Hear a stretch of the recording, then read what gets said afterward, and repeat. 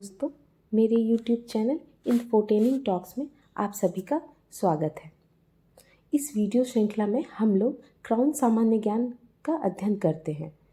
आज हम भारत का इतिहास विषय सूची प्रथम भाग प्राचीन भारत का इतिहास के तृतीय खंड सिंधु घाटी सभ्यता का अध्ययन करेंगे। आइए शुरू करते हैं। सिंधु घाटी सभ्यता भारतीय सभ्यता का विकास का प्राचीनतम काल है। सिंधु घाटी सभ्यता को हड़प्पा संस्कृति भी कहा जाता है, क्योंकि सर जॉन मार्शल के निर्देश पर राय बहादुर दयाराम साहनी ने 1921 में हड़प्पा की खुदाई करवाकर इस सभ्यता पर प्रकाश डाला।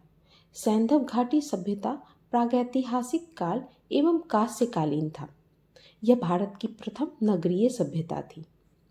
काल निर्धारण रेडियो कार्बन C14 डेटिंग के अनुसार इस सभ्यता को सर्वमान्य तिथि 2350 से 1750 ईस्वी पूर्व मानी गई है।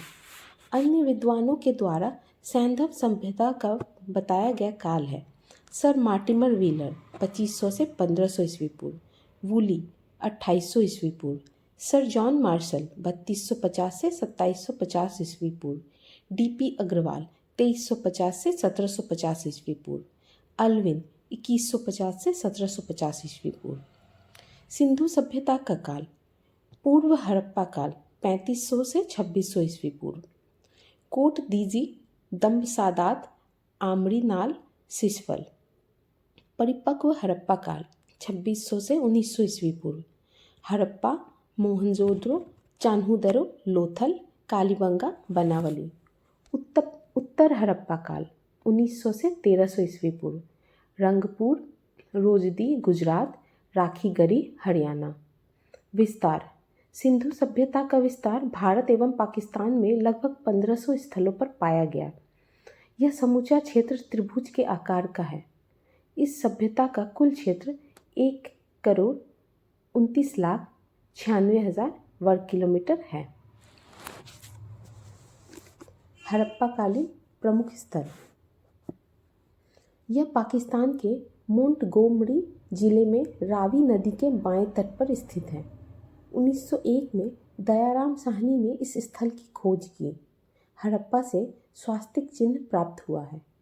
हड़प्पा में 6 अन्नागार मिले हैं जो ईंटों के बने चबूतरों पर 2 प्रांतों में हैं। प्रत्येक की लंबाई 15.23 मीटर एवं चौड़ाई 6.09 मीटर है। यहाँ फर्श की दरारों में गेहूं और जौ के दाने मिले हैं। सिंधु सभ्यता के प्रमुख स्थल एक दृष्टि में हड़प्पा दयाराम साहनी 1921, रावी नदी मोंटगोमरी पंजाब पाकिस्तान, मोहनजोदड़ो राखालदास बैनर्जी 1922 ईस्वी, सिंधु नदी लड़काना जिला प्रांत सिंध पाकिस्तान, सूतकांगेंडोर आरेल स्टाइन 1927 ईस्वी, दाश्क नदी बलूचिस्तान पाकिस्तान, चान्हू दरो गोपाल मजुमदार 1931 ईस्वी, सिंधु नदी सिंध पाकिस्तान, कालीबंगा B.K. थापर व ब्रिजवासी लाल 1953 ईस्वी, घग्गर नदी हनुमानगढ़ राजस्थान, कोट दीजी फजल अहमद 1953 ईस्वी, सिंधु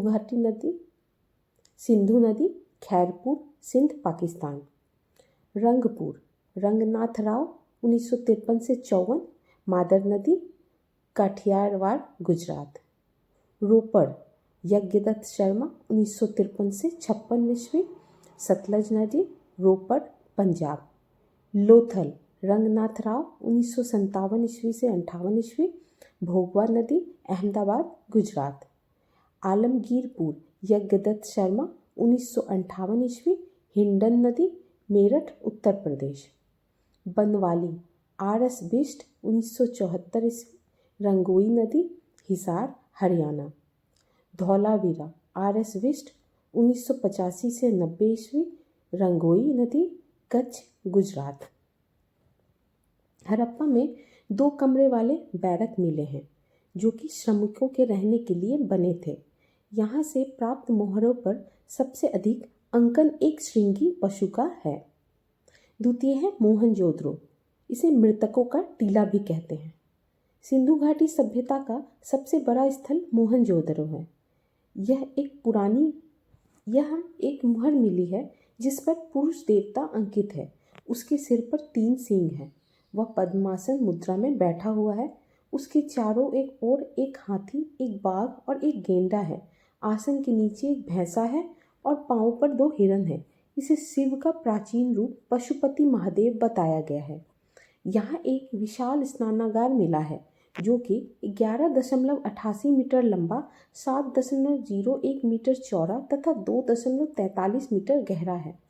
मोहनजोदड़ो की सबसे बड़ी इमारत अन्नागार है जो कि 45.71 मीटर एवं लंबा एवं 15.23 मीटर चौड़ा है। एक अन्य मुहर पर कुबर वाले बैल की आकृति बनी है। यहाँ से सीप का पैमाना, कांसे की नर्तकी, सूती वस्त्र के साक्ष्य आदि प्राप्त हुए हैं। कालीबंगा। तृतीय है कालीबंगा, काले रंग की चूड़ियाँ। कालीबंगा में जुते हुए खेत के साक्ष्य प्राप्त हुए हैं जहाँ 2 अलग अलग फसलें उगाई जाती थी। यहाँ पर जल निकास प्रणाली का अभाव मिलता है। यहाँ युगल संविधान का प्रमाण मिला है। यहाँ के मकानों में एक पल्ले वाला दरवाज़ा लगा है। कालीबंगा में अलंकृत ईंटें एवं अग्निकुंड भी प्राप्त हुए हैं। चौथा लोथल। इसे लघु हड़प्पा या लघु मोहनजोदड़ो भी कहा जाता है। यह हड़प्पा कालीन बंदरगाह नगर था। लोथल में चावल उपजाने के अवशेष 1800 ईस्वी पूर्व पाए गए हैं।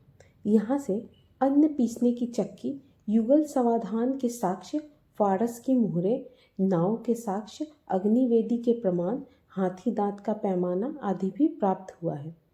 लोथल में एक चित्रित मृद्भांड मिला है जो पंचतंत्र की कहानी चालाक लोमड़ी की याद दिलाता है। पंचम चान्होदरो में सैंधव संस्कृति के बाद झूकर और झांगर संस्कृति विकसित हुई। यहाँ मनके बनाने का कारखाना, लिपस्टिक एवं ईंट पर बिल्ली का पीछा करते हुए कुत्ते के पैरों के निशान, गुड़िया बनाने का कारखाना आदि प्राप्त हुए हैं। चान्होदरो में वक्राकार ईंटें व कांस्य की बैलगाड़ी एवं इक्का गाड़ी के अवशेष भी प्राप्त हुए हैं। छठा है रंगपुर। यह गुजरात के मादर नदी के तट पर अवस्थित है। यहाँ पर धान की भूसी का साक्ष्य एवं कच्ची ईंटों का दुर्ग मिला है। सातवां धौलावीरा। धौलावीरा गुजरात के कच्छ के रंग के कादिर द्वीप में स्थित है। धौला का अर्थ सफ़ेद तथा वीरा का अर्थ कुआं है। इस नगर को 3 भागों दुर्ग, मध्य नगर एवं निचला नगर में विभाजित किया गया है। यह भारत में स्थित सिंधु सभ्यता का दूसरा सबसे बड़ा नगर है। हड़प्पा सभ्यता का एकमात्र क्रीडागार यहाँ से प्राप्त हुआ है। इसके अलावा नेवले के पत्थर की मूर्ति भी पाई गई है। इस नगर में जल प्रबंधन एवं संरक्षण की व्यवस्था पाई गई है। धौलावीरा में गिरा हुआ एक बड़ा उत्कीर्ण लेख, संभवतः गिरा हुआ साइन बोर्ड, मुख्य प्रवेश द्वार के पास मिला है। कराची के समीप अल्लाहदीनो स्थल का क्षेत्रफल 5 हेक्टेयर था। हड़प्पा सभ्यता में सर्वाधिक प्रचलित लाल पर काला रंग वाला मृद्भांड अल्लाहदीनो से प्राप्त कुल मृद्भांडों का 1% भी है। हाल ही में हरियाणा के फतेहाबाद जिले में स्थित भीड़ना नामक स्थल का उत्खनन किया गया है। राखीगढ़ी, हिसार, हरियाणा से 5 पुरातात्विक टीले मिले हैं। यह भारत में सिंधु सभ्यता का सबसे बड़ा स्थल है जो घग्गर नदी के किनारे स्थित है। सिंधु घाटी सभ्यता। तथ्य: सैंधव सभ्यता में लोगों को लोहे का ज्ञान नहीं था। यद्यपि यह अनुमानित है कि यहाँ के लोग घोड़े से परिचित नहीं थे, लेकिन सूरकोटा में घोड़े की हड्डियों के साक्ष्य प्राप्त हुए हैं। सैंधववासी लिंग मूर्ति पूजक थे किंतु आर्य प्रकृति पूजक। मोहनजोदड़ो के अधिकांश निवासी भूमध्य सागरीय प्रजाति के माने जाते हैं। सैंधव वासियों के बर्तन मुख्यतः लाल या गुलाबी रंग के हैं। यहाँ पर संभवतः दास प्रथा का भी प्रचलन था। सैंधववासी पासे का खेल एवं नृत्य द्वारा अपना मनोरंजन करते थे। गाय की मूर्ति कहीं से प्राप्त नहीं हुई है। यातायात के लिए बैलगाड़ी का प्रयोग होता था। टेराकोटा, आग में पकी हुई मिट्टी को टेराकोटा कहते हैं।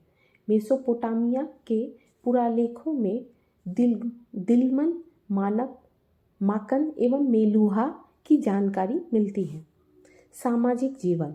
हड़प्पा समाज संभवतः मातृसत्तात्मक था, जो मातृदेवी की पूजा से स्पष्ट होता है। यहाँ के लोग शांति प्रिय थे तथा शाकाहारी व मांसाहारी दोनों थे। पुरुष एवं महिला दोनों ही आभूषणों का प्रयोग करते थे। मनोरंजन के लिए पासे का खेल, पशुओं की लड़ाई, नृत्य आदि प्रचलित साधन थे। धार्मिक जीवन। हड़प्पा में पकी मिट्टी की स्त्री मूर्तिकाएं प्रचुर मात्रा में मिली हैं। मोहनजोदड़ो से प्राप्त पशुपति शिव की मुहर विशेष रूप से प्रसिद्ध है।